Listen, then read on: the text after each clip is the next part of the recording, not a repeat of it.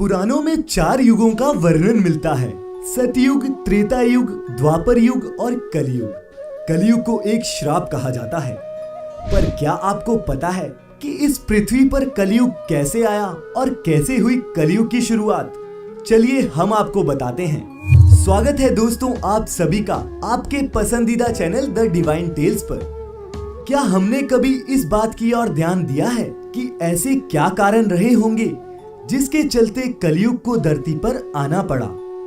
महान गणितज्ञ आर्यभट्ट ने अपनी पुस्तक आर्यभट्टियम में इस बात का उल्लेख किया है कि जब वे 23 वर्ष के थे तब कलयुग का 36वां वर्ष चल रहा था।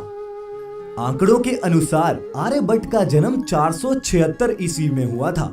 गणना की जाए तो कलयुग का आरंभ 3102 ईसा पूर्व हो चुका था, जब धर्मराज युधिष्ठिर अपना पूरा राजपाट परीक्षित को सौंपकर अन्य पांडवों और द्रौपदी सहित महाप्रयाण हेतु हिमालय की ओर निकल गए थे। उन दिनों स्वयं धर्म बैल का रूप लेकर गाय के रूप में बैठी पृथ्वी देवी से सरस्वती नदी के किनारे मिले। गाय रूपी पृथ्वी के नयन आंसुओं से भरे हुए थे। उनकी आंखों से लगातार अश्रु बह रहे थे। पृथ्वी को दुखी देख धर्म ने उनसे उनकी परेशानी का कारण पूछा। धर्म ने कहा, देवी तुम ये देखकर तो नहीं रो रही कि मेरा बस एक ही पैर है, या तुम इस बात से दुखी हो कि अब तुम्हारे ऊपर बुरी ताकतों का शासन होगा?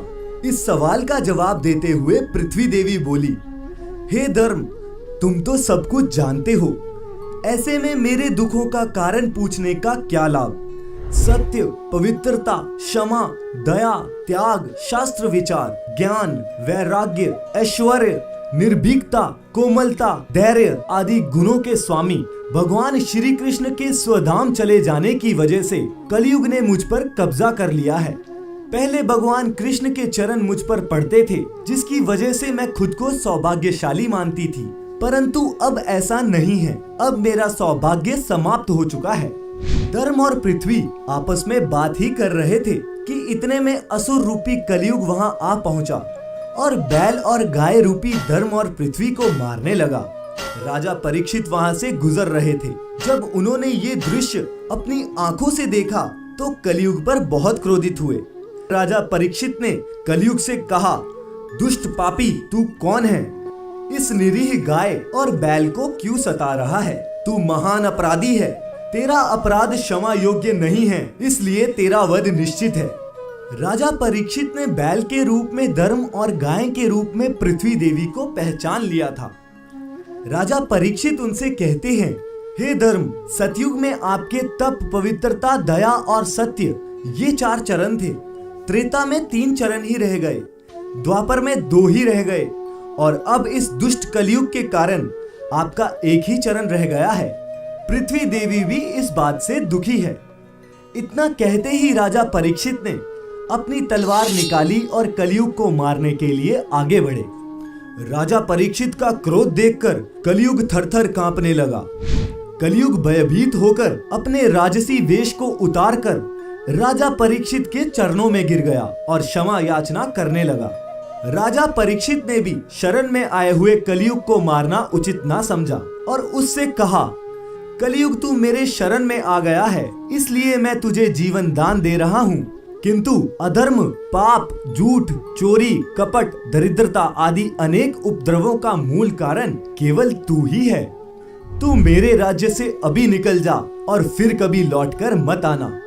परीक्षित की बात को सुनकर कलयुग ने कहा कि पूरी पृथ्वी पर आपका निवास है। पृथ्वी पर ऐसा कोई भी स्थान नहीं है यहाँ आपका राज्य ना हो। ऐसे में मुझे रहने के लिए स्थान प्रदान करें। कलयुग के ये कहने पर राजा परीक्षित ने सोच विचार कर कहा, असत्य, मद, काम और क्रोध का निवास यहाँ भी होता है तो इन 4 स्थानों पर रह सकता है। परंतु इस पर कलयुग बोला, हे राजन, ये 4 स्थान मेरे रहने के लिए अपर्याप्त हैं। मुझे अन्य जगह भी प्रदान कीजिए। इस मांग पर राजा परीक्षित ने उसे स्वर्ण के रूप में 5वां स्थान प्रदान किया। कलयुग इन स्थानों के मिल जाने से प्रत्यक्ष रूप में तो वहां से चला गया, किंतु कुछ दूर जाने के बाद अदृश्य रूप में वापस आकर राजा परीक्षित के स्वर्ण मुकुट में निवास करने लगा। मार्कंडेय पुराण में वर्णन मिलता है कि कलयुग के दौरान शासक जनता पर मनमाने ढंग से शासन करेंगे, मनचाहे ढंग से उन पर लगान थोपेंगे। शासक अपने राज्य में अध्यात्म की जगह भय का प्रसार करेंगे। बड़ी संख्या में पलायन शुरू हो जाएगा। लोग सस्ते खाद्य पदार्थ और सुविधाओं की तलाश में अपने घरों को छोड़कर जाने के लिए मजबूर होंगे।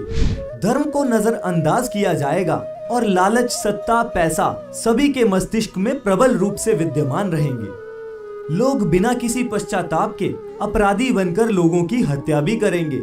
संभोग ही जिंदगी की सबसे बड़ी जरूरत बन जाएगी।